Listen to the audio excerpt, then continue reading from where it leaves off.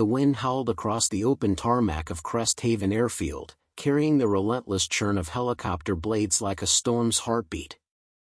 A sleek, silver and amber chopper stood poised under a muted sun, its polished frame glinting faintly against the concrete expanse. The air was heavy with anticipation, broken only by the rhythmic thrum overhead. Elliot Warwick, a 44-year-old titan of industry whose name adorned city skylines, adjusted the knot of his silk tie with steady hands. His charcoal suit, tailored to perfection, cloaked him in confidence, but beneath it, his heart raced. For days, shadows had trailed him, unseen threats slipping into his world. A cryptic note tucked beneath his office door, a shattered watch left on his car's hood, and just last night, faint scratches on the security panel of his coastal estate. He'd kept it all from his team, his pride refusing to bend. If someone thought they could unravel him, they'd chosen the wrong man. Today, he'd arranged this flight in haste, a 2-hour escape to a secluded lodge nestled in the northern pines, far from prying eyes. The helicopter, booked through a discreet broker, promised safety. Or so he believed. As Elliot's polished shoe touched the chopper's step, a cry sliced through the roar of the blades, sharp and desperate. "Don't climb aboard!" He froze, his breath catching. Turning, he saw a boy, no more than 8, charging across the tarmac, his small frame a blur of motion. His clothes were tattered, dirt clinging to a faded shirt, bare feet slapping against the hot pavement. His eyes, wide with terror, burned into Elliot's. Tears streaked his dust-covered face as he screamed again, "You can't go! They'll take you!" Elliot stepped back, his pulse hammering. His security detail was absent, stationed at the hangar where his private jet waited. He raised a hand, voice steady despite the unease coiling in his chest. "Hey, slow down. What's wrong?" The boy stumbled to a stop, collapsing at Elliot's feet, his chest heaving. "The man in there," he gasped, pointing a trembling finger toward the cockpit, "he's not your pilot." "I heard him. He's with them. They're waiting for you." Elliot's gaze snapped to the cockpit. The pilot sat motionless, headset in place, his eyes fixed forward, too still, too composed. A chill slithered down Elliot's spine. The boy's fear was raw, unscripted, undeniable. "Who are you?" he asked, crouching to meet the child's gaze. "I'm Jaden," the boy whispered, his voice barely audible. "They took my sister. She tried to warn someone, too. That man, he's not from the charter company. I heard him on a radio, talking about you." Elliot's world tilted. The flight, arranged in secrecy, had been his lifeline. Had someone turned his desperation against him? He straightened, glancing at the helicopter. The pilot slid open the door, his voice smooth, almost mechanical.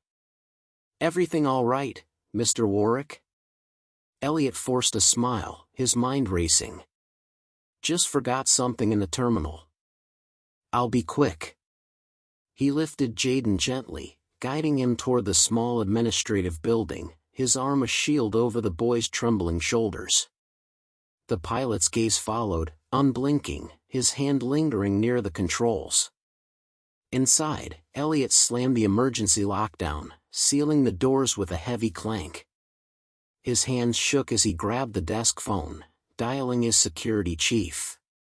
"Get here now." "The pilot's not ours. Lock down the airfield, verify the charter, pull every camera feed, and call the FAA. Are you safe, sir?" Elliot glanced at Jaden, now huddled on a bench, clutching his knees. "For now." Minutes later, the airfield buzzed with activity, security teams, flashing lights, the wail of sirens. But the helicopter was gone. The moment the lockdown engaged, its blades had roared to life, the craft lifting into the sky and vanishing beyond the horizon. No flight plan, no transponder, no trace. As authorities pieced together Jaden's story, a grim truth emerged. His sister, Lila, had vanished weeks earlier. The siblings had been scavenging near the port when a man in a pilot's uniform offered them shelter. Jaden had fled, but Lila was taken. Since then, he'd haunted the private airstrips, listening, watching, waiting. When he overheard the same voice crackling over a radio, he'd run, knowing no one might believe him. But Elliot had. Investigators uncovered a chilling network, a syndicate posing as a luxury charter service, targeting the elite for mid-flight abductions. The pilot, identified as Victor Lane, a disgraced ex-mercenary, was linked to a trafficking ring that preyed on the powerful, ransoming them into oblivion. Jaden's warning had shattered their plan. Weeks later, a raid on a coastal warehouse freed 6 captives, including Lila. The reunion was silent, sacred, Jaden and Lila clinging to each other, their breaths mingling in relief, as if stitching their broken world back together. Elliot stood apart, his throat tight, watching the bond he'd never known but now understood. At a quiet press event days later, Elliot faced a small crowd. "I built my life on control," he said, his voice steady but heavy. "Walls of wealth, systems to keep me safe. But I was blind.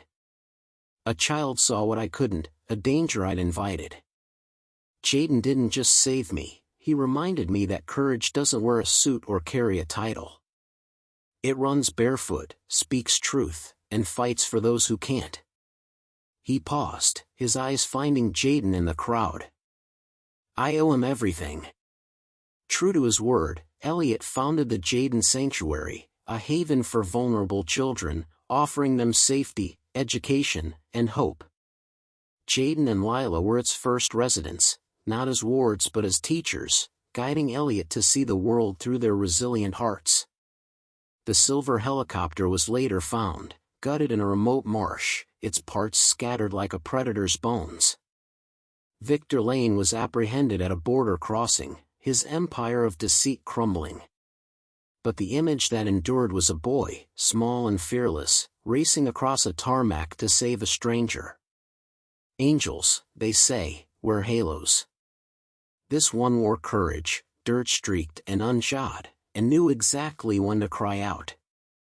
If this story stirred your heart, give it a thumbs up and subscribe to Whirl Tales for more tales that touch the soul. Share in the comments where you're watching from, we love connecting with you. Until next time, stay open, stay brave, and keep listening.